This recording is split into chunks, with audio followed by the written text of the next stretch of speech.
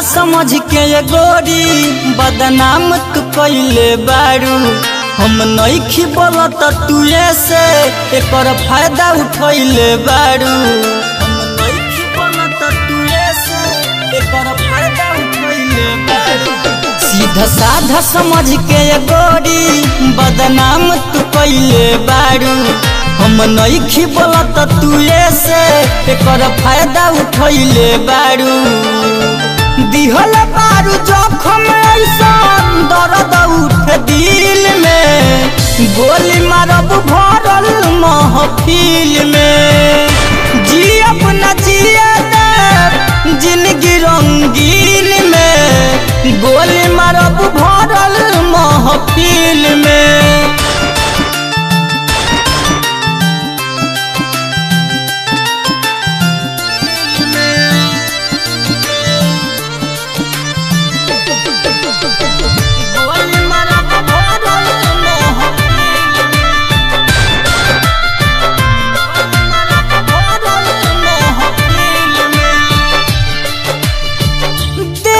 में सीधा तू तो बरू खाली बहरा से।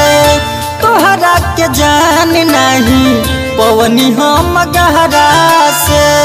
तोहरा के जान नहीं पवनी हम गहरा से। देखे में सीधा तू तो बरू खाली बहरा से। तोहरा के जान नहीं पवनी हम गहरा से। हंस हंस के बात झूठो करत रहल फील में। गोली मारब भरल महफिल में। जियब न जिए देब जिंदगी रंगीन में। गोली मारब भरल महफिल में।